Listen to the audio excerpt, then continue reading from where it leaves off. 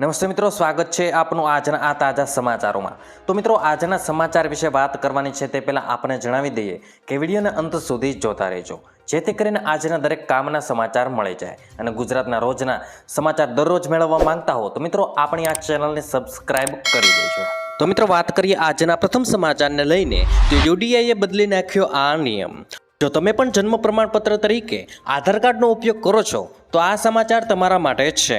હવેથી તમે જન્મ તારીખના પ્રમાણપત્ર તરીકે આધાર કાર્ડનો ઉપયોગ કરી શકશો નહીં। યુડીઆઈ દ્વારા નિયમોમાં ફેરફાર કરવામાં આવ્યા છે। મિત્રો, હવેથી આધાર કાર્ડ પર લખેલી જન્મ તારીખ કોઈ પણ દસ્તાવેજમાં જન્મ તારીખ માટે માન્ય રહેશે નહીં। સંબંધિત દસ્તાવેજો સાથે જન્મ પ્રમાણપત્ર રજૂ કરવું જરૂરી રહેશે। ત્યારબાદ મિત્રો, મહત્વના સમાચાર વિશે આગળ વાત કરીએ તો કોરોનાની ગુજરાતમાં એન્ટ્રી।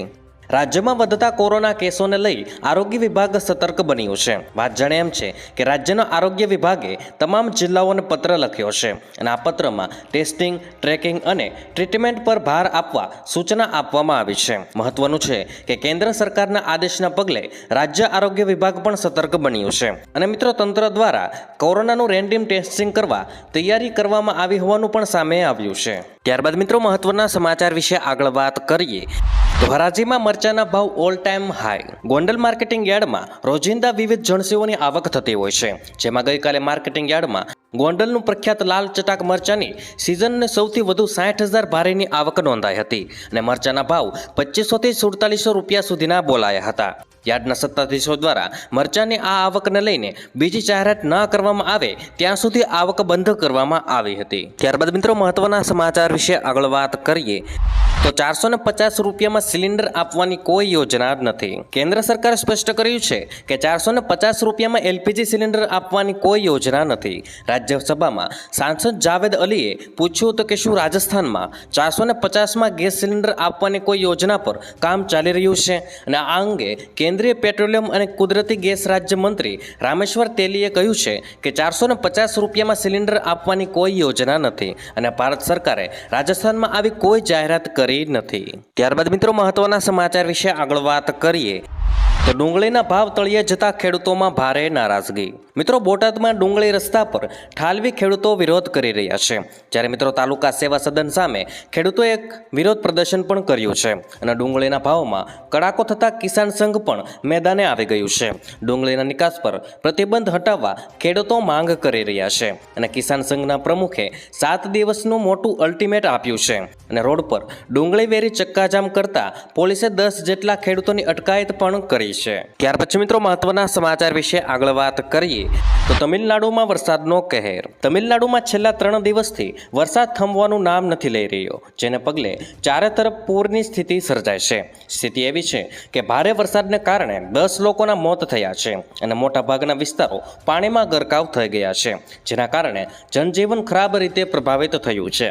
તેમજ રાજ્યની ઘણી નદીઓ અને તળાવોના જળસ્તરમાં નોંધપાત્ર વધારો થયો છે। રાહત અને બચાવ માટે એનડીઆરએફ અને એસડીઆરએફના 250 જવાનોને તૈનાત કરવામાં આવ્યા છે। ત્યારબાદ મિત્રો, મહત્વના સમાચાર વિશે આગળ વાત કરીએ તો ખેતરમાં ટાંકો બનાવવા મળશે 72,000 રૂપિયા। મિત્રો, ખેડૂતોને પાણીનો સંગ્રહ કરવા માટે મોટો ટાંકો બનાવવા સરકાર તરફથી સહાયની રકમ જાહેર કરવામાં આવી છે। મિત્રો, 50,000થી લઈને 75,000 સુધીની આર્થિક સહાય આપવામાં આવે છે, જેમાં સામાન્ય જાતિના ખેડૂતોને કુલ ખર્ચના 50% અથવા તો 50,000ની સહાય અને જનજાતિના ખેડૂતોને કુલ ખર્ચના 75% અથવા તો 75,000ની સહાય મળવા પાત્ર થશે। જ્યારે આ યોજના માટેના ફોર્મ ખેતીવાડીની વેબસાઇટ આઈ ખેડૂત પોર્ટલ પર ભરવાના શરૂ થઈ ગયા છે। ત્યાર પછી મિત્રો, વાત કરીએ તો તમારું યુપીઆઈ આઈડી બંધ થઈ શકે છે। National payments corporation of India એટલે કે NPCI Google pay, phone pay અથવા પેટીએમના એવા યુપીઆઈ આઈડીને નિષ્ક્રિય કરવાનો નિર્ણય લીધો છે, જેનો ઉપયોગ 1 વર્ષ કે તેથી વધુ સમયમાંથી કરવામાં આવ્યો નથી।